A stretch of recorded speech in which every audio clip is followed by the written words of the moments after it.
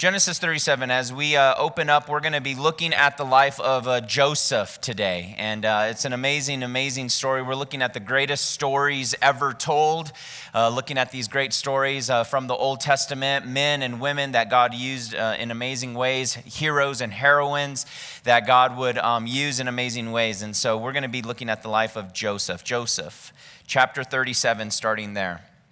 I did hear of a story of a kid camel that was talking to his mom camel, and this is a true story. And the kid camel said, Mom, why do we have these huge three-toed, feet? And the mom was like, well, son, it's because when we walk across the desert, it helps us so that we don't sink into the sand. And the kid was like, oh, okay, I get it. Mom, why do we have these long eyelashes? And the mom was like, well, son, it's because when we walk across the desert, the sand blows. And so these long eyelashes keep the sand out of our eyes. And the kid was like, oh, okay. Well, mom, why do we have these big humps on our back? Why do we have these big things on our back? And the mom was like, well, when we walk across the desert and we go for long distances without water, they help store water so we don't have to drink a ton of water while we're out there in the desert. And the kid goes, okay, Mom. So we have the three toes so that we don't sink in the desert, and the long eyelashes to keep out the sand, and the humps to help us as we make our way through the desert. But Mom, why do we live in a zoo? And I thought that's a good question, Mom, why do we live in a zoo? Camels weren't designed and created to live in a zoo, but to walk and trek across the long distances of the desert. And you and I are created by the Lord with gifts, with talents, so that we can serve Him, so that we can be used by Him, so that we can make a difference in the world. And I would ask the question this morning, are you doing what God has created you to do? Maybe you feel like a camel in a zoo. Maybe life is easy, things are going smoothly, but you have this maybe nagging feeling inside you that you're not fulfilling what you were actually created and actually what you were destined to do. Living in a zoo isn't necessarily bad, but it's not what camels were created to do, and God has created us for so much more. John 10:10 says that I came to give you life, and I came to give you life abundantly. I came to give you life to the extreme. I came to give you life to the fullest. The Lord didn't say I came to give you life so that you can just live a mediocre life. Or I just came to give you life so that you can just, kind of pass through and just like live your life in a zoo. No. I came to give you life abundantly, life to the fullest. And this morning, we're going to meet a guy who God created for great and amazing things. And so much so that God revealed these things to him in dreams. And this guy dreamed big. But it would take a long and painful process before he would finally reach, you could say, the potential that God had set in him. I talk about Joseph this morning, a.k.a. Joseph the Dreamer. And so if you're taking notes, I've titled this morning's message, Joseph, looking at the greatest stories ever told. And we're going to be looking at 3 points this morning. We're going to look at Genesis chapter 37, and we're going to look at the dreamer. And if there was anyone in the Bible that could be summed up with one word of the word dreams, it's Joseph, because he was a dreamer. He had dreams. He interpreted dreams. The Lord worked and moved in mighty ways in his life. Then number 2, our second point, we're going to look at the nightmare. Because while Joseph had great dreams, he also had, some major nightmares in Genesis chapter 39 through chapter 41. And then our third point, we're going to look at what dreams may come when you finally get to that point where God brings you to the fulfillment of your dreams. We're going to look at what dreams may come in Genesis chapter 41. Now, if this is your first time or you haven't been with us in a couple weeks since we started meeting, maybe you're joining us online, we paused the book of Revelation because we're kind of doing these family services right now until we can get children's ministry going again. But we've paused the book of Revelation, and we're looking at the greatest stories ever told. And we're looking at men and women in the Bible that God used in extraordinary ways. I mean, these were ordinary people. They were flawed. They were odd. They messed up. They blew it. But yet God would not define them by their failures. Their failures aren't what kept them down. As a matter of fact, these failures were used as, you could say, a catalyst in order for God to use them greatly. And the reason why we're looking at them is because, well, I figured from 0 to 99, most of us know who these people are in the Bible, and we can all relate to them. But the main reason is what Romans chapter 15, verse 4 tells us. Romans 15, verse 4 says, for whatever things were written before, they were written for our learning, that through the patience and comfort of the Scripture, we might have hope. And that's the reason why we're looking at these. These stories were written so that through the patience and comfort of the Scripture, we might have hope. We could look at these people's lives and see the things that they did and still see that God was with them. And rather than looking at each and every aspect of their life, we're looking at their lives from 30,000 feet. We're just kind of covering over. We're not reading every single chapter. We're not reading every single verse. We're just looking at them from 30,000 feet. And a few weeks ago, we met Abraham, who was a friend of God. Last week, we met Jacob, his grandson, who went from con man to God's man. And now we meet Joseph, a.k.a.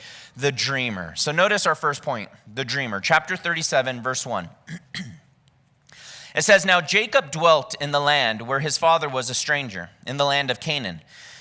And this is the history of Jacob. Joseph, being 17 years old, was feeding the flock with his brothers.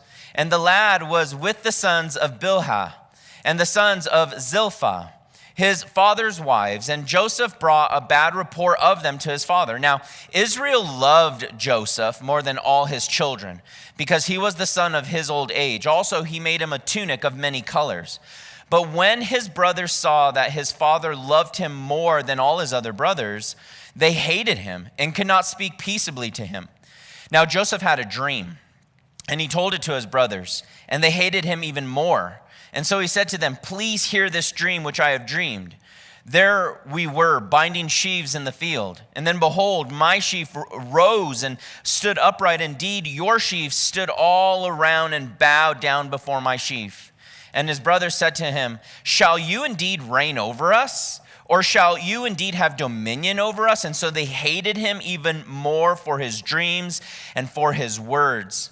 And then he dreamed still another dream and told it to his brothers and said, look, I have dreamed another dream. And this time the sun, the moon, and the 11 stars bow down before me. And so he told it to his father and his brothers. And his father rebuked him and said to him, what is this dream that you have dreamed? Shall your mother and I and your brothers indeed come to bow down to the earth before you? And his brothers envied him, but his father kept the matter in mind. We all have dreams, right? We all have things that maybe were instilled in us when we were younger, when we were kiddos, these dreams dreams of doing great things, dreams of greatness, dreams of happiness, dreams of things that might come. We dream about maybe visiting certain places of the world. We dream of becoming astronauts or doctors, even living the quote-unquote American dream. But as we grow older, we maybe seem to realize that sometimes our dreams don't always come true. Sometimes our dreams aren't always fulfilled. Maybe they fade away, or we become envious of other dreams. Maybe we even become cynical. And sometimes the dreams that we aspire to can sometimes turn into nightmares. Well, the life of Joseph could be summed up in dreams. He had dreams of greatness. He interpreted dreams of God's providence. I mean, Joseph, if you ever saw the movie Cinderella Man, Joseph was the ultimate Cinderella Man. He was a guy that would rise to meet the challenges of his life and live out these God-given dreams. Regardless of how he was treated, regardless of the things made, the accusations made against him, regardless of all of those things being abandoned and rejected and abused and maligned and even forgotten, he refused in the midst of the dreams that the Lord had given him to become resentful, to become bitter, to become angry, to succumb to these things, to bear a grudge.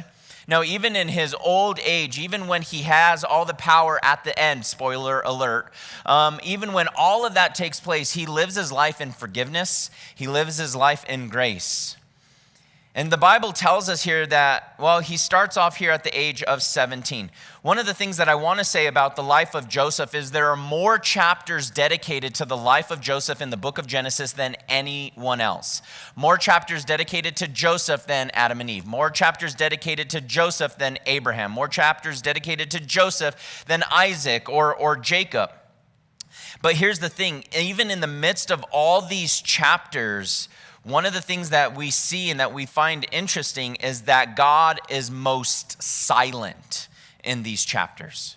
In all the other chapters and all the other lives, when you look at them, it talks about the Lord being with them, the Lord working. So Adam and Eve, it says God walked in the garden with them. Abraham, the Lord spoke to Abraham and said, I'm going to show you a distant land. Go to that place. You're going to have descendants as many as the stars in the sky. Jacob last week literally wrestled with God. But in the life of Joseph, all we see specifically is God gives him some dreams and then sets him on a course. And from that time on, it just says the Lord was with him, the Lord was with him, the Lord was with him. But there's not really a major indication of God speaking majorly or directly to him. So you could say that God was silent a lot of Joseph's life and a lot of the dreams and a lot of the nightmares. But here's the thing, God was not absent. Even though he was silent, he was not absent in the life of Joseph. So here's Joseph. The Bible starts off and says that he was 17 years old. He's a young man. He's the 11th son of Jacob. He's born from Jacob and his mother Rachel, the wife that Jacob loved most. Remember, we saw last week, Jacob had this sinful pattern of playing favorites. And he played favorites with his wives, Rachel, and he played favorites with his children, Joseph. Joseph was the firstborn of Rachel, and he was the baby. Joseph grew up in a home, you could say, filled with jealousy and anger.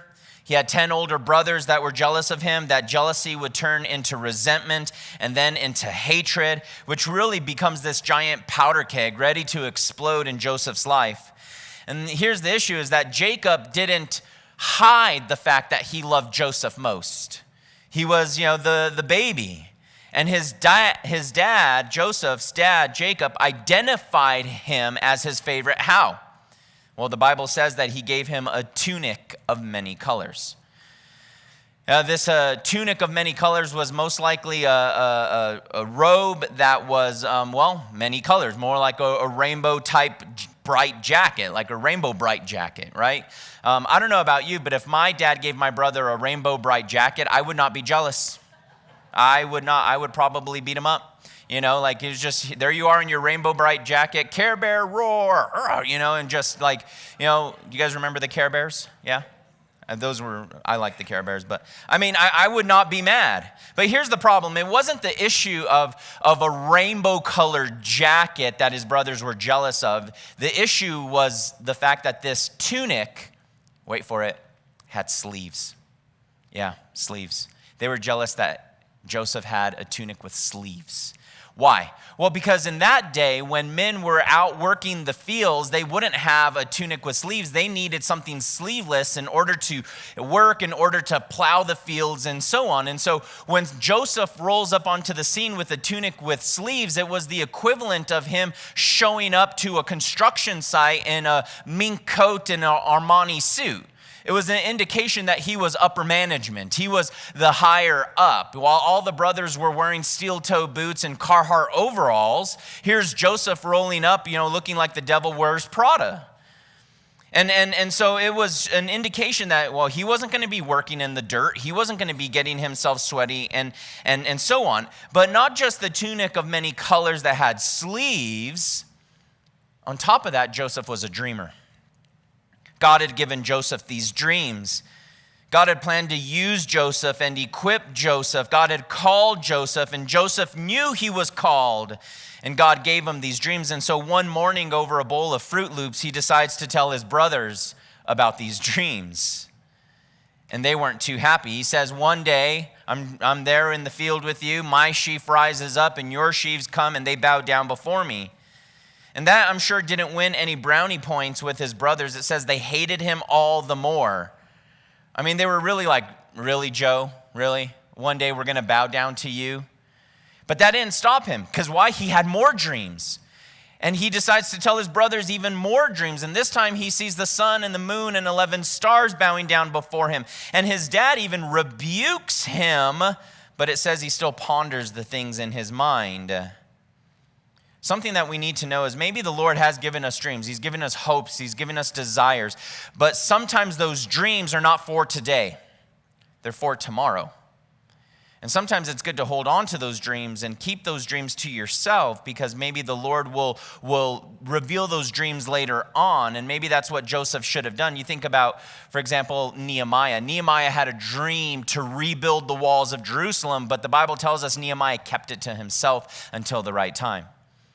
The Bible tells us that Mary pondered the things in her heart when she was given the information that she was going to bear the Messiah. She was going to have a child and bear the Messiah. But she didn't go around bragging about it. She kept it to herself. She pondered it in her heart. You know, when all the other moms are on the playground, like, my kid made honor roll, she's like, well, my kid made the world. You know, like, she didn't brag about it. She kept it. She pondered it. And the reason sometimes our dreams are for tomorrow are because your dreams will attract enemies. Those dreams, those desires, they'll attract enemies. The devil hates your dreams. He hates your dreams. He knows that you want to be used by God, and he'll try everything within his power to derail what God wants to do in your life. He knows your heart's desires. He knows you want to get married. He knows you want to have kids. He knows you want to go here. He knows you want to become a missionary. And he'll do whatever he can to get you to compromise your faith, to get you to compromise your purity, to get you to compromise those things today, because your dreams can attract enemies. It did for Joseph. His enemies were literally his own family. And one day they decided to make his dreams a nightmare. Notice our second point. Chapter 37, the nightmare, verse 12 through 41. I'll just read a bit and then give us a breakdown. It says in verse 12, then his brothers went to feed their father's flock in Shechem, and Israel said to Joseph, are not your brothers feeding the flock in Shechem? Come, I will send you to them. And so he said to him, here I am. And then he said to him, please go to see if it is well with your brothers and well with the flock, and bring word back to me. So he sent him out to the valley of Hebron, and he went to Shechem. Now a certain man found him, and there he was wandering in the field. And the man asked him, saying, what are you seeking? And so he said, I'm seeking my brothers. Please tell me where they are feeding their flocks. And the man said, they have departed from here, for I heard them say, let's go to Dothan. So Joseph went after his brothers and found them in Dothan. Now, when they saw him afar off, even before he came near to them, they conspired against him to kill him. And then they said to one another, look, this dreamer is coming. Come, therefore, let us kill him and cast him into some pit, and we shall say, some wild beast has devoured him. We shall see what becomes of his dreams. But Reuben heard it, and he delivered him out of their hands, and said, let us not kill him. And Reuben said to them, shed no blood, but cast him into the pit which is in the wilderness, and do not lay a hand on him, that he might deliver him out of their own hands and bring him back to his father. Now it came to pass, when Joseph had come to his brothers, that they stripped Joseph of his tunic, the tunic of many colors that was on him, and they took him and cast him into the pit, and the pit was empty, and there was no water in it. And they sat down to eat their meal, and then they lifted their eyes and looked. And there was a company of Ishmaelites coming from Gilead with camels bearing spices and balm and myrrh on their way to carry them down to Egypt. And so Judah said to his brothers, what profit is there if we kill our brother and conceal his blood? Come, let us sell him to the Ishmaelites, and let not our hand be upon him, for he is our brother and our flesh. And his brothers listened, and then the Midianites traders passed by. So the brothers pulled Joseph and lifted him out of the pit, sold him to the Ishmaelites for 20 shekels of silver, and they took Joseph to Egypt. Here's the thing. While Joseph knew that he had these dreams from the Lord, he didn't realize that he was going to have to go through some nightmares to fulfill those dreams.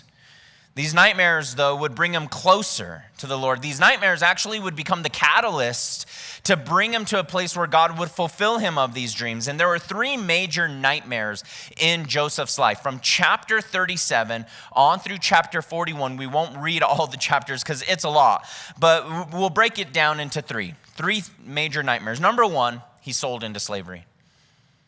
It starts one day when his dad, Jacob, Israel, asks him to find his brothers. They should have been in a place called Shechem. And he goes to Shechem and finds out that they're not in Shechem any longer. They're not in Shechem any longer, but they've rather gone down to a place called Dothan. Now, Dothan was kind of the equivalent of Vegas of its day. It was kind of like the red light district of Amsterdam of its day. It was a place filled with debauchery and all kinds of bad stuff. And so where the brothers should have been, they weren't. They go to a bad place. They're partying for the weekend, whatever it might be. And Joseph goes to find them. And when he's approaching, it says that they saw him from afar off and they decide, well, they're going to kill him. And what I find interesting is in verse 19, remember, whenever you have dreams, visions, heart, desire from the Lord, something the Lord has given you, remember, you'll always attract enemies. In verse 19, it says, look, they're mocking him. Look, the dreamer is coming. Let's kill him, throw him into a pit. And then they say, let's see what will become of these dreams. They mocked him for his dreams. Listen, if no one is laughing at your dreams, then you're not dreaming big enough.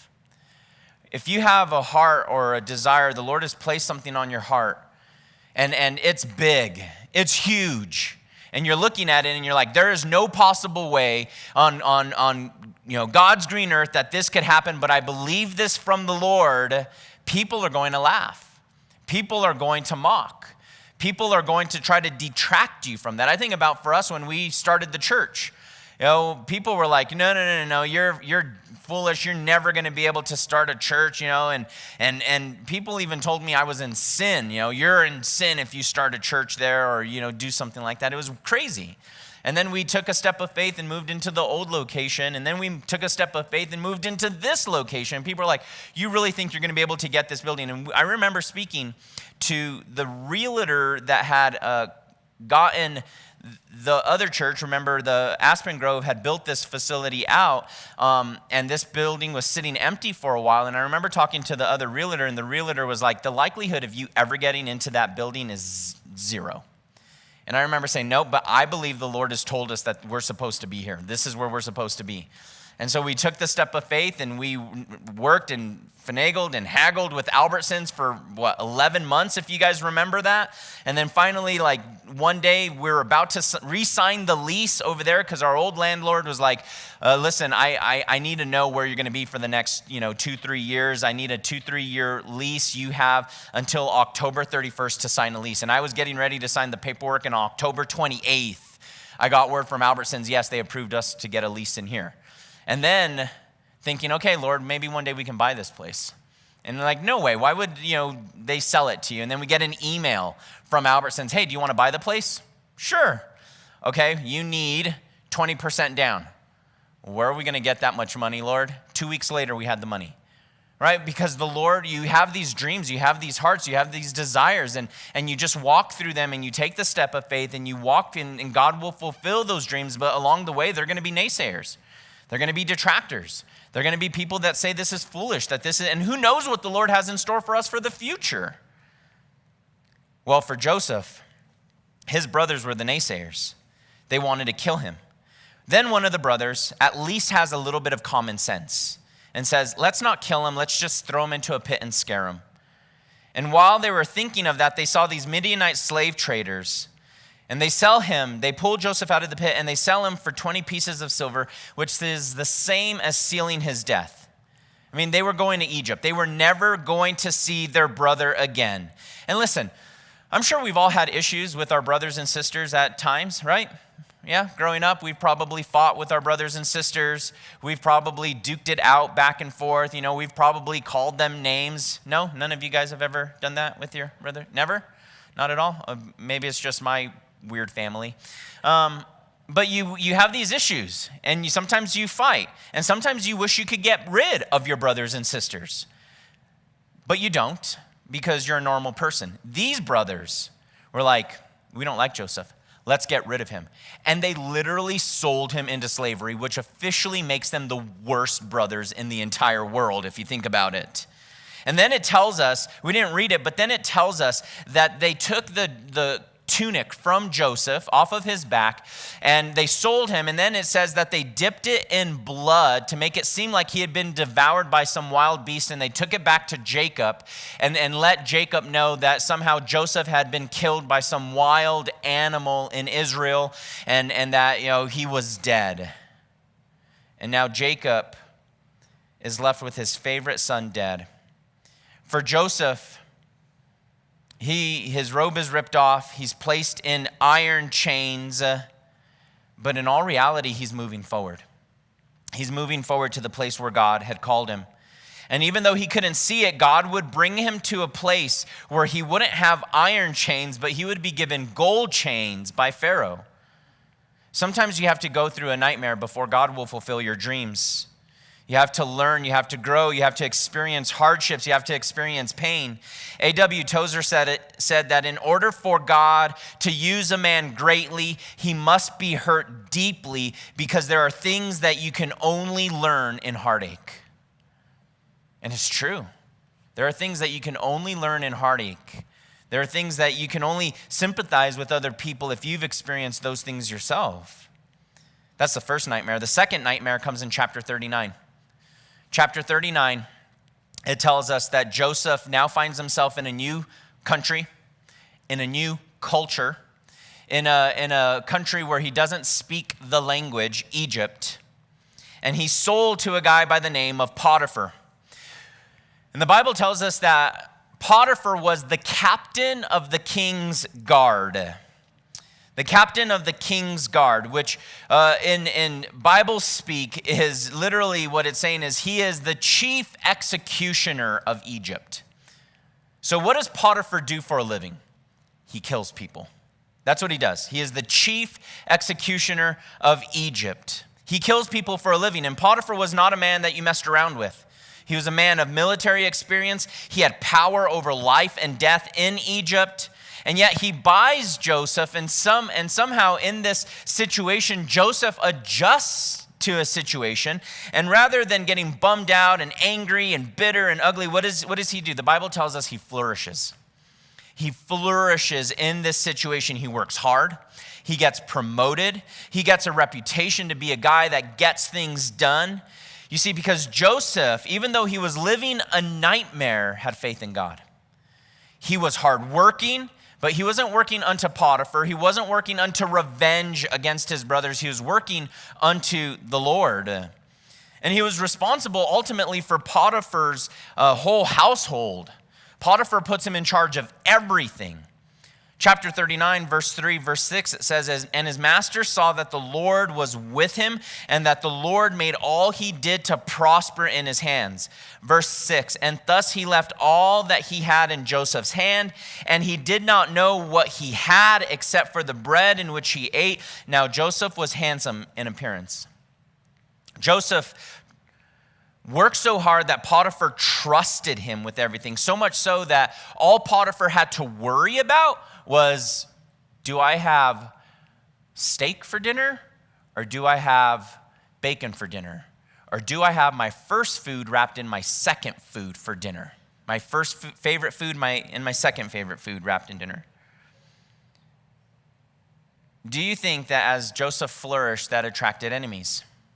Well, it definitely attracted something that he wasn't expecting, the wrong kind of attention from at least Potiphar's wife. It tells us that she had eyes for young Joseph. Why? Because the Bible says he was good looking in appearance.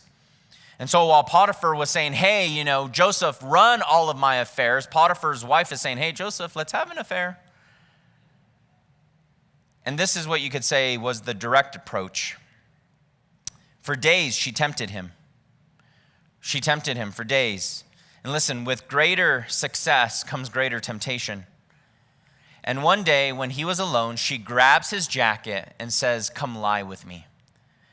Now listen, in my mind, that's just the way I think, I've always viewed Potiphar's wife like Cruella de Vil.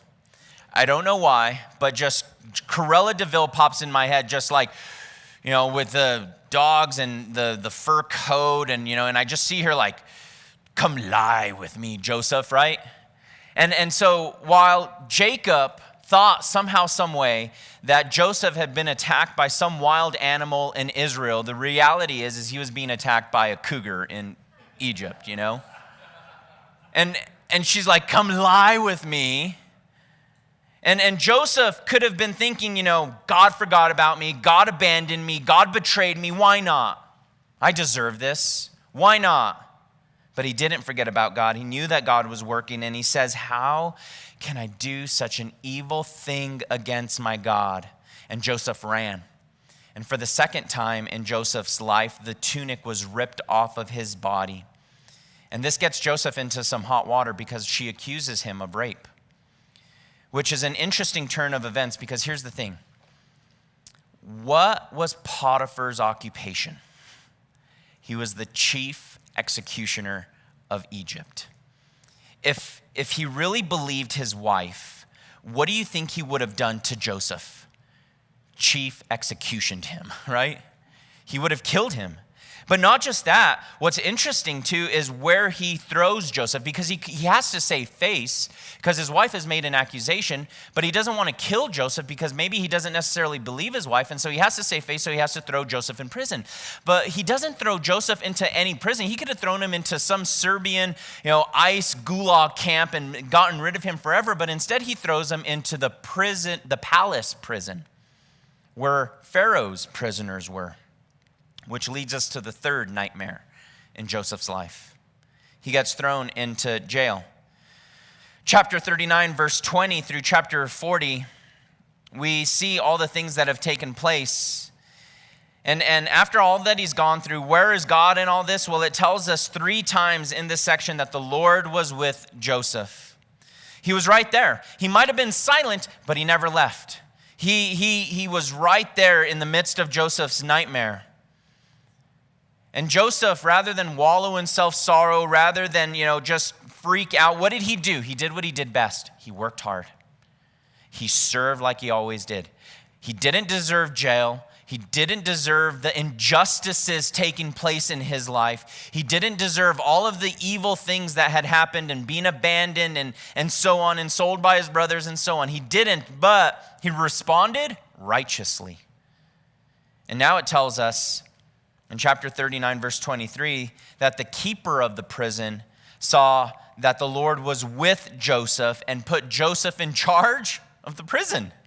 He worked hard, and now he gets promoted to, basically, he gets to run the prison. He gets to drive the prison van. He gets to run the prison commissary and, get playing cards for all the prisoners, posters, whatever, Shawshank Redemption, whatever, I don't know. And through this, he gets promoted. And one day, the Bible tells us that Pharaoh's butler and baker end up in jail. The butler and the baker, we don't know what happened to the candlestick maker, but the butler and the baker end up in jail. We don't know exactly what they did. Maybe they ticked off Pharaoh. Maybe the baker put too many jalapenos in his food or something. And whatever the case, but Pharaoh was angry. And Joseph's new cellmates were sharing in the same misery as Joseph. But even in this, Joseph was able to minister to them. It says that they both have dreams. And Joseph's like, dreams? I know dreams. Tell me your dreams. And the butler tells him his dream, and Joseph says, in 3 days you're going to get out. And the baker tells him his dreams and says, in 3 days you're going to be killed. And this wasn't about winning friends. He was just listening to the Lord. And the butler ultimately gets out. And Joseph says in chapter 40, verse 23, to remember me. And it says that the chief butler did not remember Joseph, but forgot him. And 2 more years go by. 2 more years of having to live this nightmare. And what did Joseph do? He stayed consistent. He stayed faithful. In this situation, human tendency is to think God's forgotten about me, God's abandoned me. Where is the Lord in all this? Lord, I interpret these dreams for you. Month after month, have you forgotten me? But Joseph didn't. Again and again, he continued to wait, he continued to trust, he continued to hope, and then the day would come, just an ordinary day, slumming it in the palace dungeon, that his dreams would come true. Notice Genesis chapter 41, verse, 37 is where I want to read, but basically right before that in chapter 41, it tells us that Pharaoh has some dreams, and he gets all of his guys together, and they can't interpret the dreams. And the butler then remembers Joseph and says, hey, remember a couple years ago when you threw me into prison? Yeah, there was a guy in there that could interpret dreams. And so why don't you get him? And it says they called for Joseph. And Joseph comes, and it says he shaves, he cleans himself up, makes himself presentable to get to Pharaoh. And then Pharaoh tells him his dreams, and he says that there will be, Joseph interprets the dream and says, Pharaoh, there's going to be 7 years of plenty and 7 years of famine. I suggest that you set aside food for those 7 years of famine. And this is the result of his dreams finally coming true. Chapter 41, verse 37, it says, and so the advice was good in the eyes of Pharaoh and the eyes of all his servants.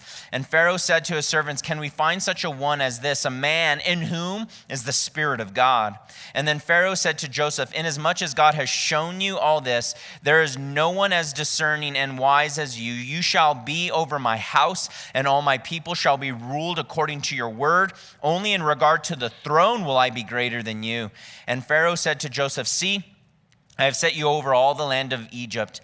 And then Pharaoh took his signet ring off his hand and put it on Joseph's hand. And he clothed him in garments of fine linen and put a gold chain around his neck. And he let him ride in the second chariot which he had. And they cried out before him, bow the knee. And so they set him over all the land of Egypt. Pharaoh also said to Joseph, I am Pharaoh, and without your consent no man shall lift his hand or foot in all the land of Egypt. And Pharaoh called Joseph's name Paneach, and he gave him a wife, Asnath, and the daughter of... And so Joseph went out over all the land of Egypt. 2 years have gone by for Joseph. Long, dull, monotonous years. And then one day there's this kind of a turning point in his life. And it says that Pharaoh has some bad dreams, and God gave these dreams to Pharaoh, which troubled him, and he calls his pagan magicians to interpret, but they couldn't. And then the butler remembers, the butler, the chief cupbearer remembers Joseph had correctly interpreted the dreams. And so Joseph is summoned from the dungeon. And it says he bathed, he shaved, he put on eyeliner, because all ancient Egyptians wore eyeliner. They taught him how to walk like an Egyptian, and he goes to Pharaoh. Walk like an Egyptian. You guys remember that song? And in astounding humility, he gives all the credit to God, so much so that Pharaoh sees that the Spirit of God is on Joseph. He gives credit to the Lord. And because of the interpretation, Pharaoh places him in charge of all of Egypt's affairs to get things ready for the 7-year famine. Joseph is 30 years old at this time. He becomes the highest ranking official in all of the land. Pharaoh gives him his signet ring. This is the equivalent to like the boss's American Express black card. He gives him new clothes. He gives him a gold chain. So now he's a Hebrew hip hop artist, right? He's 2 chains. He's now going and he gets to ride around in the second chariot, air chariot 2, right? He gets all of these things. But he had to go through nightmares first to get to them. And throughout the rest of Joseph's life, from the age of 30 to 110, you will not hear one word of bitterness. You will not hear one word of resentment from his heart. There is no blaming his brothers. When he's reunited in the next couple of chapters with his brothers, he is now second in charge. He could destroy them, but he doesn't. There's no bitterness against Potiphar's wife, the cupbearer that forgot him. He's now in a position to get back at all these people.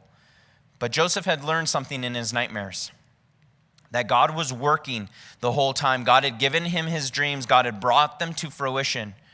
And like Jeremiah 29:11 says that I know the thoughts that I think towards you, says the Lord God, thoughts of peace and not evil, to give you a future and a hope. God even knows our dreams and all the things that come from him. And his thoughts towards us are a future and a hope. And so much so that Joseph had such great perspective that at the end of his life, in Genesis chapter 50, verse 20, he comes to his brothers and says, but what you meant for evil against me, God meant for good, in order to bring it about as it is this day, to save many people. that the things you did against me, God was working for good. The nightmares I lived, God was doing for a reason and a purpose in order to save many people. And that's what I love about the story of Joseph, is that as you look at his heart, as you look at his life, he was a guy that dove right on into what God had promised him. Despite the naysayers, despite the laughing, despite the mocking, despite the nightmares, despite all of those things, he stayed faithful to the end. As we close, 3 things to take from this morning's message to apply to our lives. Number 1, let me tell you, if no one is laughing at your dreams, you're not dreaming big enough. Joseph had been given these big dreams. Just think about it. He's the 11th son of a nomadic tribe in Israel. And that somehow, some way, he's going to be a guy that's in charge, that he's going to be a guy that's ruling and reigning, and people are going to bow down to him. But God had placed these things in his heart, and it was in God's time that God would fulfill them. Listen, God knows the desires of your heart. He knows the desires of your heart, those dreams, to be a missionary, to lead your friends to Jesus, to lead your loved ones to Jesus, the big dreams of maybe healing a loved one, big dreams of compassion and love, of becoming a pastor or a teacher, or finding the perfect husband or wife, not sinless, but perfect for you, having kids. He knows these dreams. And many of us, we think, man, these dreams are too big. When will that ever happen? How can that ever happen? Listen, if no one is laughing at your dreams, you're not dreaming big enough. Because God-given dreams, desires, there will be attack.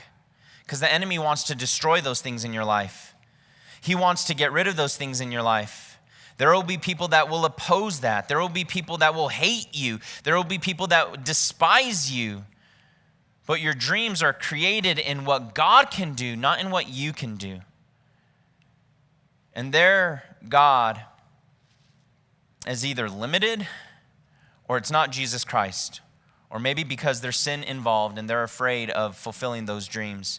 1 Peter 5:8 tells us that the enemy is like a roaring lion seeking whom he may devour. He wants to destroy those things. He wants you to compromise your purity. He wants you to worry. He wants you to fret. He wants you to doubt. The enemy doesn't like it. But you have to please God, not man. You have to honor the Lord, not man. Galatians 1:10 says, "For do now I persuade men or God, or do I seek to please men? For if I still please men, I would not be a bondservant of Jesus." You have to go forward in pleasing the Lord. Jim Sabala said, I despaired when, in talking about fresh wind, fresh fire. He has this amazing book, if you ever get a chance to read it, about stepping out in faith. And he says, I despaired at the thought of my life passing me by without seeing God move mightily on behalf. How sad to think great things could have happened in my life, but I put God in a box. We never want to put God in a box. Listen, God wants to do exceedingly abundantly above all that you could ever ask or think. Dream big and seek God for great things in your life. Number 2, with greater success comes greater temptation. With greater success comes greater temptation. Throughout Joseph's life, whatever he did, he prospered in. Why? Because he did it all always unto the Lord.